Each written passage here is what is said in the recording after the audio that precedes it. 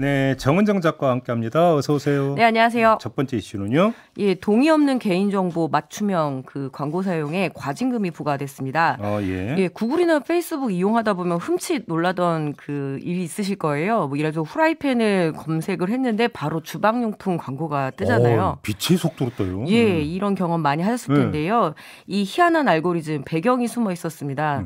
정부가 어제 동의 없이 개인정보를 수집해서 온라인 맞춤형 광고에 활용해온 구글과 그리고 메타에 약 1천억 원의 과징금을 부과했습니다. 개인정보보호위원회는 어제 회의를 열어서 구글에는 692억 원 그리고 최근 메타로 이름을 바꾼 페이스북에는 308억 원의 과징금 부과를 의결했는데요. 네.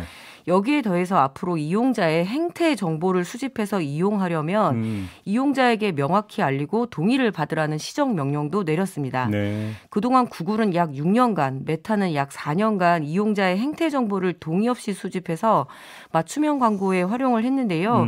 우리나라에서는 이용자 행태 정보 수집과 이용과 관련한 이 첫 번째 제재라고 합니다. 네네. 그리고 개인정보보호법 위반으로는 가장 큰 규모의 과징금이고요. 예, 구글은 2016년부터 현재까지 이 서비스 가입 시 행태 정보 수집과 이용 사실을 명확히 알리지 않았고요. 가입을 하게 되면 일단 기본값으로 이 정보 활용 동의서를 해놔서 굳이 이용자가 바꾸지 않으면 행태 정보를 계속 수집 당할 수밖에 없었고요. 예, 그리고 페이스북의 경우에도 2018년부터 현재까지 이렇게 행태 정보를 활용해 왔던 거죠. 만약에 이걸 하기 싫으면은 무려 694줄짜리 긴 데이터 정책 전문을 읽어야 되거든요. 그래서 이런 인터넷 플랫폼의 행태 정보 수집은 정보 주체의 권리를 침해할 가능성이 큰데요. 이런 행태가 이번 참에 바로 잡힐지 좀 봐야 될 것 같습니다. 그러니까 회원 가입하는 순간에 너는 봉이야. 네. 뭐 이렇게 된다는 얘기죠. 호구 잡힌다고 하죠. 네. 네. 두 번째 이슈로 가죠. 예, 딱 걸린 서울대 종합감사 소식입니다. 2011년 서울대 법인안 전환 이후에 교육부가 시행한 첫 서울대 종합감사 결과가 나왔는데요. 네. 한국 최고의 지성들이 모였다는 말이 부끄러울 정도로 별의별 징계 건수들이 드러났습니다. 일단 이번 종합감사에서 서울대 교원 무려 666명이 징계를 받았는데요. 예, 그중에서 교육부는 정도가 심각한 비4건에 대해서는 경찰에 고발 또는 수사 의뢰를 했습니다. 내용을 좀 보겠습니다. 한 교수는 3개의 연구과제를 수행을 하면서 학생 연구원 3명에게 지급해야 될 인건비 약 1억 6,692만 원을 자기 주머니로 쓱 넣었고요. 그럼 학생 1인당 지금 한 5천만 원이 넘는 돈이잖아요. 예, 그리고 또 학생에게 사용처를 알리지 않은 채 10차례에 걸쳐서 2,090만 원을 임의로 사용을 했고 나머지 돈은 공용 계좌에 꽉 묶어둔 채 학생들도 쓰지 못하게 했다고 합니다. 네. 게다가 이 연구비 카드로 식사를 한 다음에 이제 외부 기관과 회의를 한 것처럼 이렇게 회의록을 꾸몄고요. 또 노트북을 사서 연구비로 개인적으로 이렇게 사용했다고도 하네요.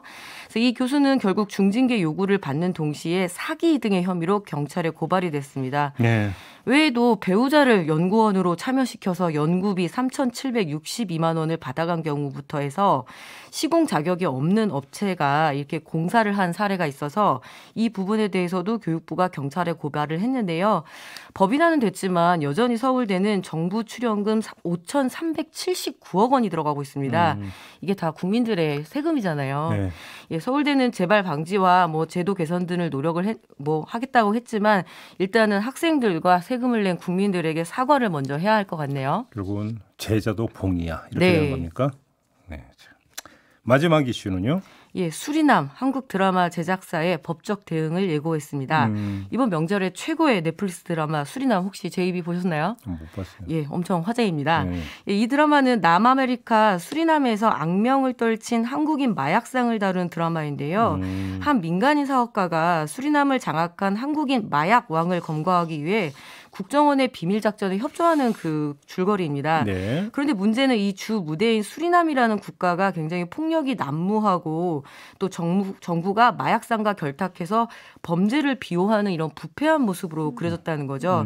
결국 수리남 정부가 발끈했습니다. 수리남 남딘 외교부 장관이 최근 한국 드라마 수리남을 언급하면서 제작사의 법적 대응을 검토하겠다고 밝혔습니다. 수리남을 마약 국가로 몰아넣고 있다는 이제 불만인데요. 있는데요. 남딘 장관은 표현의 자유도 중요하지만 그 한계가 명확하다라고 하면서 수리남은 현재 그런 부정적인 이미지가 더는 없다. 그리고 마약 거래에도 참여하지 않는다고 전했습니다. 예, 수리남 정부는 제작사에 대해서 법적 조치 외에도 한국 정부를 향해서도 항의하겠다고 밝혔는데요. 한국 외교부도 상황을 예의주시 중인 것으로 알려졌습니다. 한국과 수리남은 1975년부터 이렇게 수교를 한 국가인데요. 현재는 주 베네수엘라 한국 대사관이 수리남 대사를 겸임하고 있는데 이 베네수엘라 한국 대사관은 13일 홈페이지에 수리남에 거주하고 있는 한인 여러분께서 드라마 방영 여파로 많이 곤혹스러우실 것으로 짐작된다. 네. 예, 안위를 위해서 최선을 다하겠다라고 하는데 자칫 이게 외교적 문제로 비화될 수 있어서 촉각을 좀 곤두세우고 있는데요. 아무래도 수리남 국민들은 불쾌할 수밖에 없을 것 같습니다. 네. 예, 앞으로 드라마나 이런 콘텐츠 제작을 할 때 외교적 문제까지 세세하게 신경을 써야 할 것 같네요. 네. 알겠습니다. 자, 여기도 이슈 마무리해야 되는데요. 오늘은 좀 특별하게 알릴 말씀이 있습니다. 그동안 함께 오셨던 정은정 작가와는 오늘이 마지막 시간입니다. 아쉽게도. 예. 감사합니다. 네, 많이 아쉬운데요. 그래도 우리 그 고별선을 좀 하셔야 되지 않겠습니까? 우리 애청자 여러분들에게. 예. 그 1년 동안 좀 이렇게 제 입이 믿고 달려왔는데요. 잘 이끌어주셔서 감사드리고 저는 이제 애청자로 남겠습니다. 근데 왜 이렇게 좋아하세요? 이거 어때 시원섭섭합니다. 많이 긴장이 됐었거든요. 지금 마스크로 가리고 있는데 계속 웃는 것 같은데. 제가 경험이 없어가지고 많이 떨렸었습니다. 해방이다 이런 건가요? 예, 그렇습니다. 건강 잘 챙기시고요. 근데 이게 끝이 아닐 거라는 건 예감하고 계시죠? 예, 그렇습니다. 네. 언제든지 불러주십시오. 그동안 정말 감사했습니다. 고생 많이 하셨고요. 네. 나중에 또 다른 기회로 뵙도록 하겠습니다. 네, 알겠습니다. 고맙습니다. 지금까지 정은정 작가와 함께했습니다. 네, 고맙습니다.